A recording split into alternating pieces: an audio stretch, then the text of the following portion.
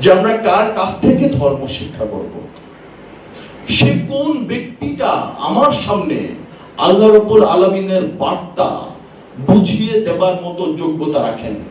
শয়তান কোথায় থাকে, খান্নাস কোথায় থাকে, মরদুদ কোথায় থাকে,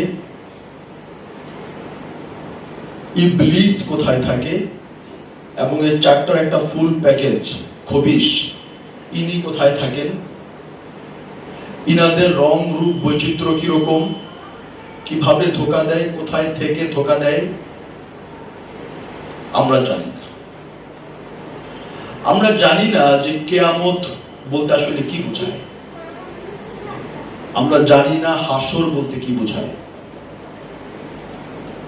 আমরা জানি না যে আল্লাহ কোথায় থাকে। আমরা জানি না মুমিন এবং আমানুর মাঝে পার্থক্য। আমরা জানি না নাস এবং ইনসান এবং আমানু এবং মুমিনের মধ্যে পার্থক্য। আমরা এও জানি না যে রাসূল চলমান, নবী খতম। আমরা জানি না যে ধর্মের প্রাথমিক সিঁড়িতে দাঁড়াতে হলে যে বায়াত ফরজ। আমরা জানি না যে কোরআন মুখস্থ করা এবং কোরআনের জ্ঞান ধারণ করার মধ্যে আসমান এবং পাতাল পার্থক্য। আমরা জানি না যে কোরআনের সেন্টেন্স যেটা, ওটাকে শুধুমাত্র আয়াত বলে না। আয়াতের রহস্য অত্যন্ত গভীর। আমরা জানি না যে যাকাত যে মালপানি নয়। যাকাত যে মালপানি নয়, এটা আমরা জানি না। আমরা এও জানি না যে কোরআন যে রোজার কথা বলছে, রাসূলুল্লাহ সাল্লাল্লাহু আলাইহি সাল্লাম যে রোজা বা সিয়ামের কথা বলছে, সেখানে রুহু আফজা, বুট, মুড়ি, পেঁয়াজু এগুলি নাই।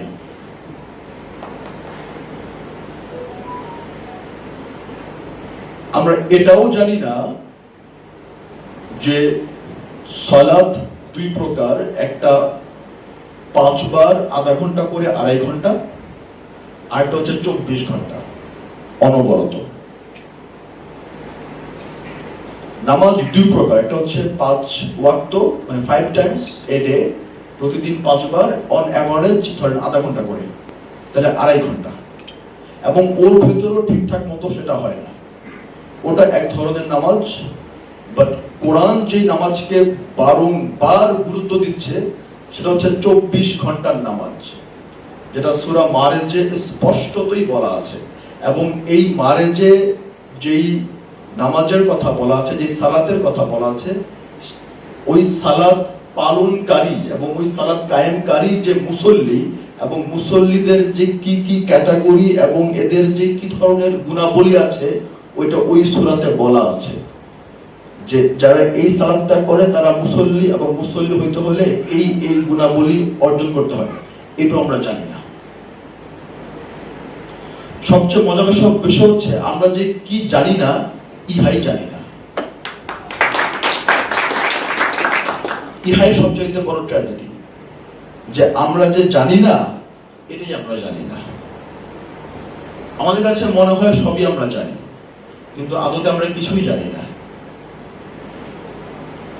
আমাদের কাছে মনে হয় যে ধর্মীয় প্ল্যাটফর্ম গুলাতে প্রচুর রেফারেন্স থাকতে হবে, ধর্মীয় প্ল্যাটফর্ম গুলোর বক্তব্যে কোরআনের প্রচুর রেফারেন্স থাকতে হবে, এবং যাকে প্রশ্ন করে কখনো আহত করা যায় না, সবকিছুর উত্তর যে দিতে পারে ঢক ঢক করে করে, যে কোনো প্রশ্নের উত্তর যে অবলীলায় দিতে পারে, সেই একমাত্র জ্ঞানী। এমনকি যে আরেকজনকে পরাজিত করে দিচ্ছে কথার মাধ্যমে, বাচন ভঙ্গির মাধ্যমে। আমার কথায় বোঝা যাচ্ছে আমার কথাগুলো? যে ডিবেট এবং বিতর্কের মাধ্যমে আরেকজনকে হারিয়ে দিচ্ছে যুক্তি, তর্ক এবং রেফারেন্স দিয়ে, সেই বোধহয় জ্ঞানী। ভুল।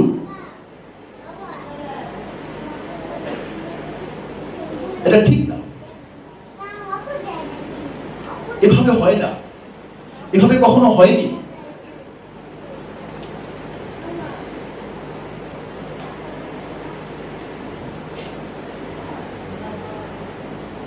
তাহলে আমাদেরকে ধর্ম কে শিক্ষা দেবে?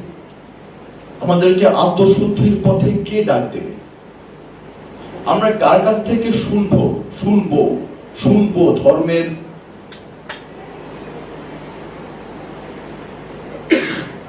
সত্যিকারের বাণী?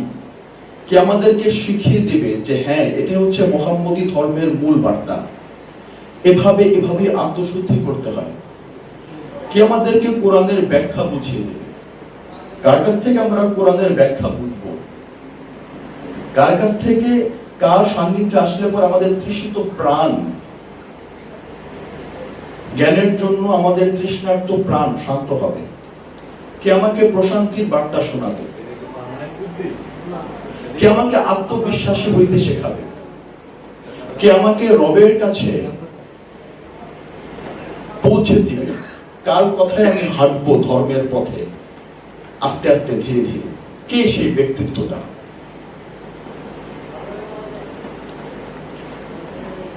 আমি কার কাছ থেকে সাহায্য নেব?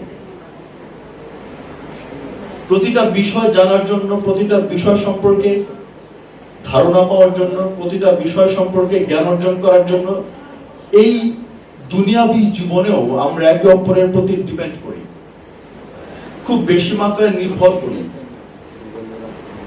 আমরা আমাদের জাগতিক জীবনেও একা একা চলতে পারি না, একা একা ফিরতে পারি না, একা একা আমরা লাইফটাকে লিড করতে পারি না। জীবন পরিচালনায় পদে পদে আমাদের একে অপরের সাহায্য নিতে হচ্ছে।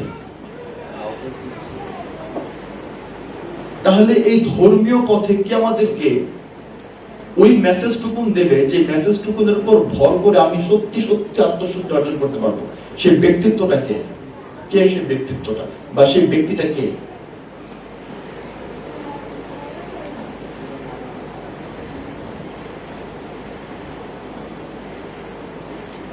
কে নিজে আত্মবিশ্বাসী, কে নিজে বিশ্বাসী? যে বিশ্বাসী সে আপনাকে বিশ্বাসী করে তুলতে পারবে। যে নিজেই ধারণায় এবং অনুমান নির্ভর, দান্দিক দর্শন যার ভেতরে ভরপুর, সে আপনাকে দ্বন্দ্ব থেকে মুক্ত করতে পারবে না।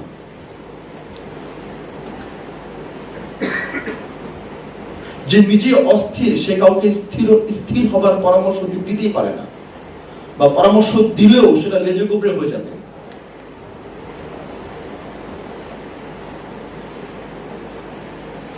কোরআন এই ব্যক্তিত্বটাকে রাসূল নামে ডিফাইন করেছে, সংজ্ঞায়িত করেছে।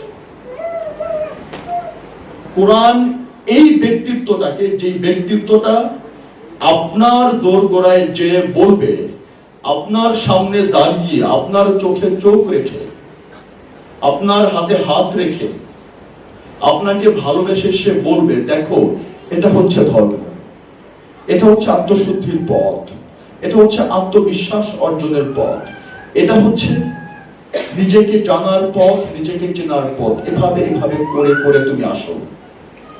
যদি ভাবে তুমি করে করে আসো, তাহলে তুমি সত্যিকার অর্থেই ওই জ্ঞান প্রাপ্ত হবা। তুমি ধারণ করবা, তখন বিশ্বাস ধারণ করবা, দর্শন লাভ করবা। কোরআন ওই ব্যক্তিত্বটাকে রাসূল নামে সংজ্ঞায়িত করতেছে। রাসূল, রাসূল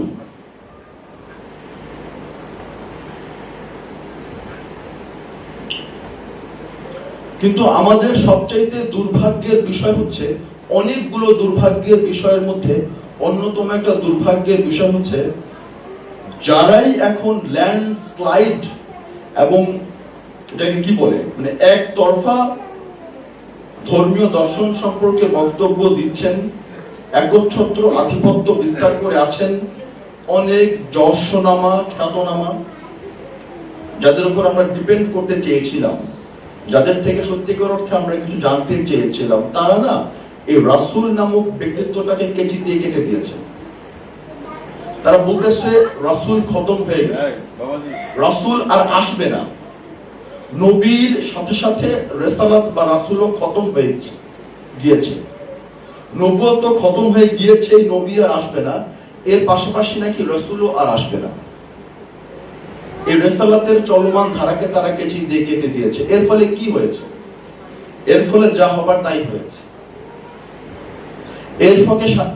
এর ফলে সাধারণ মানুষ একটা বিশাল ঘূর্ণিপাকের মধ্যে পড়ে গেছে, একটা বিশাল অস্থিরতার মধ্যে পড়ে গেছে। তারা জানে সবকিছুই, বাট তারা কিছুই জানে না। কারণ দিকপালক যে নেই, নাবিক যে নেই,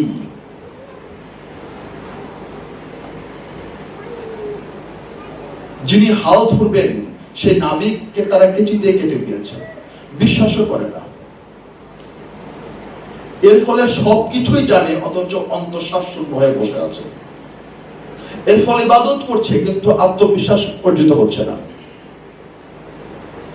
ওই কান্ডারি বিনে, ওই কান্ডারির গাইডলাইন্স বিনে, ওই রাসূল নামক কান্ডারির গাইডলাইন্স বিহনে, ব্যতি রেখে, বাদ দিয়ে ইবাদত তো করছে, কিন্তু মনের তৃষ্ণা নিবারিত হচ্ছে না, মন প্রশান্ত হচ্ছে না, আত্মবিশ্বাসী হচ্ছে না, আত্মশুদ্ধি হচ্ছে না, দর্শন লাভ করছে না, দ্বন্দ্ব যাচ্ছে না, হতাশা ঘুষছে না, অহংকার বিনাশ হচ্ছে না, কার্পণ্য বিনাশ হচ্ছে না, ইগো আমিত্ব বিনাশ হচ্ছে না, ঈর্ষা হিংসা কাম বিনাশ হচ্ছে না। এগুলো সব অন্তরে বহাল তবিয়তে রেখেই ঘুরি ঘুরি বন্দেগী করছে, কিন্তু ফলাফল শূন্য। কেন ফলাফল শূন্য? কেন ফলাফল শূন্য? কেন 70 বছর ইবাদত করার পরেও, কেন 70 বছর ইবাদত করার পরেও মৃত্যুকে আলিঙ্গন করে নিতে মন চায় না? কেন চায় না? কেন 70 বছর যবে থেকে বালেগ হয়েছে, সাবালক হয়েছে, তবে থেকে রোজা একদিনের জন্য মিস করে নাই, মসজিদে যাইয়া নামাজ একদিনের জন্য মিস করে নাই, হাফেজও হয়েছে, মাওলানা হয়েছে, সার্টিফিকেট হয়েছে, বাট স্টিল সে কেন এখনো সন্দিহান? 70 বছর পর সে এখনো কেন সন্দিহান? কেন আজও তার নাতি পুতিদের সাথে নিয়ে বাঁচতে চায় এই মন? কেন সমর্পিত হতে চায় না সেই রব্বুল আলামিনের কাছে? কেন নিঃশর্তভাবে সমর্পিত হতে এখনো ভয়? কেন?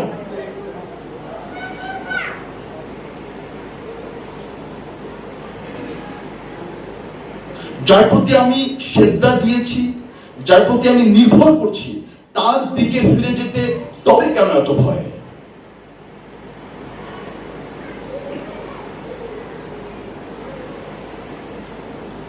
যাকে আমি আমার সর্বাঙ্গীন দিয়ে ইবাদত করেছি, যার সব ডাইরেকশনস আমি ফলো করেছি, আদেশ মেনেছি, নির্দেশ মেনেছি, তথাপিও কেন এই মন আত্মবিশ্বাসী হতে চাচ্ছে না? তবুও কেন এই মন স্থির হচ্ছে না, অচঞ্চল হচ্ছে না, প্রশান্ত হচ্ছে না, ধীর হচ্ছে না, কৃতজ্ঞ হচ্ছে না? কেন সে আজও স্বামী, স্ত্রী, পুত্র, সন্তান, বন্ধু বান্ধবদের সাথে নিয়ে বেঁচে থাকতে চায়? কেন সে মৃত্যুর পর তার ফ্যামিলির চিন্তা করছে এখনো? এর কারণ হচ্ছে একটাই, যার সাথে, যার পাশে থেকে, যার পেছনে থেকে, যাকে কেন্দ্র করে ইবাদতের সমস্ত প্রেক্ষাপটগুলো আবর্তিত হবার কথা ছিল, তাকেই সরিয়ে দিয়েছেন। যিনি শক্তির সমস্ত কেন্দ্রবিন্দু, যিনি এনার্জির root and centre of all energy, যিনি মহামান্য রব্বুল আলামিনের সেন্টার, যিনি মহামান্য রব্বুল আলামিনকে রিপ্রেজেন্ট করেন, প্রতিনিধিত্ব করেন, যিনি সর্বশক্তিমানকে রিপ্রেজেন্ট করেন, যিনি রহমানকে রিপ্রেজেন্ট করেন, রহিমকে রিপ্রেজেন্ট করেন, যিনি সৃষ্টিকর্তাকে রিপ্রেজেন্ট করেন, যিনি জগতের সব কিছু যার কমান্ড মতো চলে, যিনি জগতের সব কিছুর উপর ক্ষমতাবান, একচ্ছত্র ক্ষমতাবান যে সত্তা, তাকে যেই দৃশ্যমান মানুষটা রিপ্রেজেন্ট করে, প্রতিনিধিত্ব করে, সেই সেন্টার, যেই সাকার মানুষের ভেতর দিয়ে রব নামক শক্তি তার মনের ভাব প্রকাশ করেন, সেই রুট তাকে আপনি যখন কেচি দিয়ে কেটে দিয়েছেন, তখন তো আপনি অন্তঃশ্বাস শূন্য হয়ে পড়বেনই। বিকজ আপনি তো আর কোনো গাইডলাইন্স পাচ্ছেন না, কোনো এনার্জি পাচ্ছেন না, আপনি কারো ছায়ায় নাই, আপনি কারো গাইডেন্সে নাই। তো যদি কেউ কারো গাইডেন্সে না থাকে, যদি কোনো অবোধ শিশু পিতামাতার গাইডেন্স ছাড়া বড় হয়, সমাজের লাথি উষ্টা খেতে খেতে বড় হয়, সঠিক দিক নির্দেশনা না পেতে পেতে বড় হয়, তাহলে তার ভবিষ্যৎ কি হয় এটা কি আমাকে নতুন করে বলে দিতে হবে?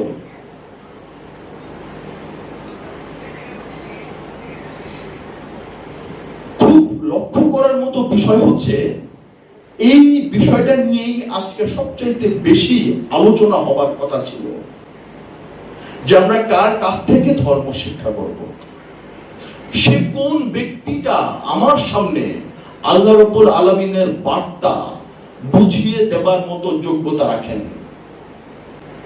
এই বেসিক প্ল্যাটফর্মটাতে যদি আপনি স্থির হইতে না পারেন, তাহলে তো প্রথম সিঁড়িতেই পা রাখতে পারলেন না। ইবাদত তো অনেক দূর কি বাত। ইবাদত কিভাবে করবেন, কার নির্দেশ মতো করবেন, কেন করবেন, কি জন্য করবেন, তাহাই যদি আপনি আগে স্থির করতে না পারেন কিছুটা কিছুটা কিছুটা, তাহলে আপনি সামনে কি করে অগ্রসর হবেন?